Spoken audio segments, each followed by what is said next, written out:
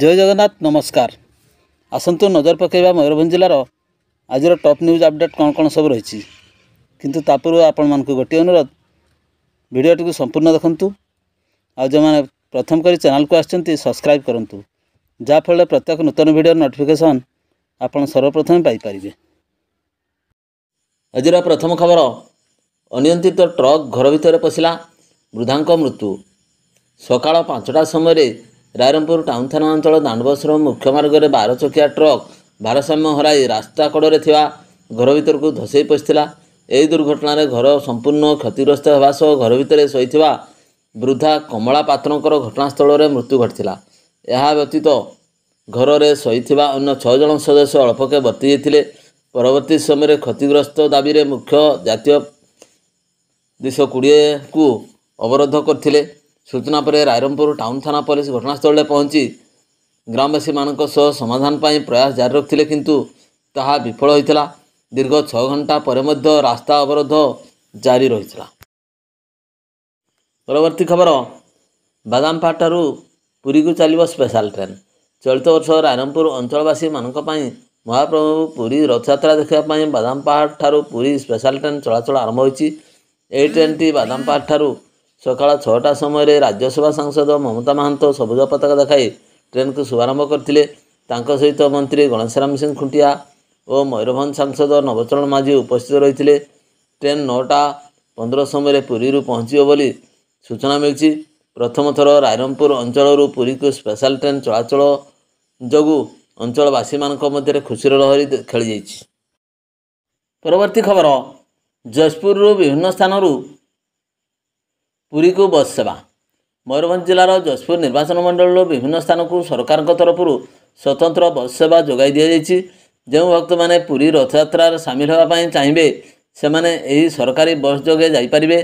एने सरकार ओएसआरटीसी बस जोगाई देवा सह सरकारी भड़ा निर्धारण करछंती। एने रविवार दिवा 10 घटिका समय सूचना प्रदान करा जाइछि। परवर्ती खबर बड़साई थाना अधीन खड़िकापदा चहलापदा गाँव में शुक्रवार अपराह्न 4टा समय चोरादेशी मद कारखाना पर चढ़ाऊ कर विपुल परिमाण में महुलपच रंधामद और मद प्रस्तुति में व्यवहृत सरंजाम नष्ट करने सहित मामला रुजु कर तदंत आरंभ कला बेतनटी अबकारी विभाग।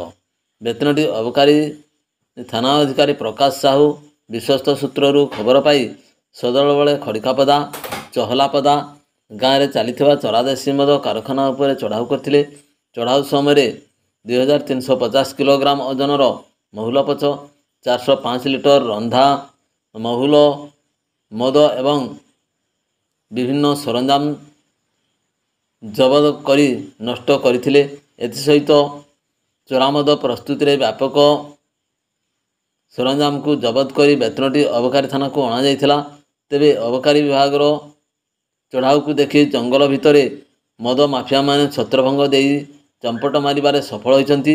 एने एक मामला रुजु करी अधिक तदंत जारी रखछि बेतनटी अबकारी विभाग। परवर्ती खबर बहड़दा पुलिस द्वारा बासिंगी निकटर बाली बोझेई हाइवा जबत सह जन को गिरफ्त कला पुलिस। बासिंगी निकटर बाली चोराचालाण होउथबा बहड़दा पुलिस खबर पाई चढ़ाऊ करथिला। चढ़ाऊ समय बेआईन भाव में बाली चोराचालाण होउथबा पुलिस जानी हाइवा को जबत करने सह यही मामला रे जन को गिरफ्त करी अधिक तदंत करुछि पुलिस। एने शनिवार दिवा 4 घटिका समय पुलिस सूचना प्रदान करिछि। परवर्ती खबर जमी विवाद को नहीं केसडिया एवं चांदी खमण ग्रामवासी 144 धारा लागू। मयूरभंज जिला महुलडिहा थाना अंतर्गत नुआ केसडिया और चांदी खमण ग्रामवासी मध्य जमी विवाद को नहीं मध्याह्न गोष्ठी संघर्ष घटवा को नहीं ग्राम में पुलिस 144 धारा लागू करछि।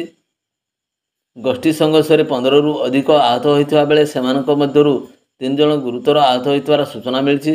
समस्त आहत मानक ठाकुरमुंडा मेडिकल रे चिकित्सित होउछंती। घटना को नहीं ठाकुरमुंडा उदला रास्ता चंपाझर निकट में उत्तक्त लोक मैंने रास्ता अवरोध करथिले। जाफल ठाकुरमुंडा उदला रास्ता संपूर्ण बंद हो जाइथिबा बेले घटनास्थल में महुलडिहा थाना पुलिस पहुंची लोकों को बुझासुझा करने पर संध्या 6 घटिका पर यातायात स्वाभाविक होता देखा मिलता।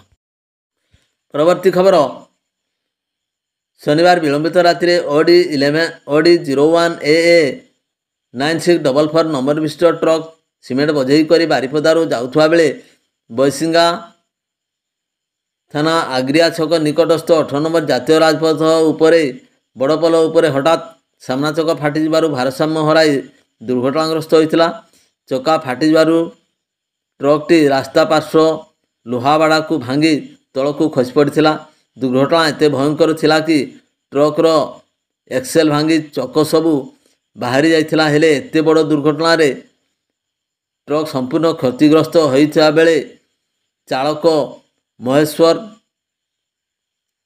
बेहरा अल्पके बर्ती जाइथिले। घटनास्थल बैसिंगा पुलिस पहुंची जातीय राजपथ पहुंची ट्रक चालक को उद्धार करी ट्रक को रास्ता पर अपसरण करने पर यातायात स्वाभाविक होता। परवर्ती खबर मयूरभंज जिला ठाकुरमुंडा आनंदपुर रास्ता 53 नंबर जातीय राजपथ मौलिया थाना अंतर्गत सातकोशिया घाटी नागझरी नाल पाख प्रथम बांकरे एक यात्रीवाही बस सहित कार मध्य धक्का होता।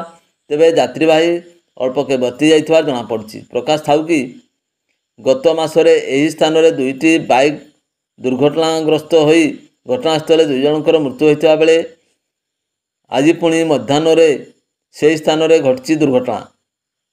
आज यह दुर्घटना कार चालक निज बापमा सहित करंजिया पद्मपुर कौन काम आनंदपुर जाउथुवा बेले घाटी बांकरे हठात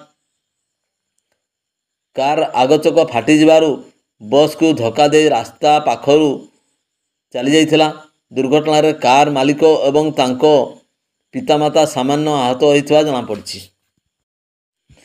परवर्ती खबर बेतनडी गोष्ठी स्वास्थ्य केन्द्र रे जने जूनियर डाक्तर बेतनडी थाना आईएससी को असौजन्य व्यवहार प्रदर्शन करने अभियोग होइछि।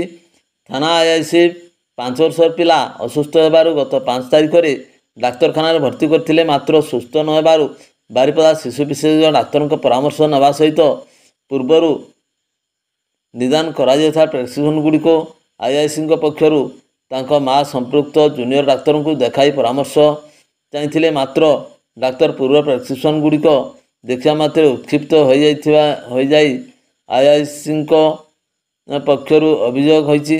तेबे ए संपर्क में संपृक्त डाक्तर को मतामत मिल पारि नहीं। भिडियोटी को शेष पर्यंत देखिथिबारु अनेक अनेक धन्यवाद।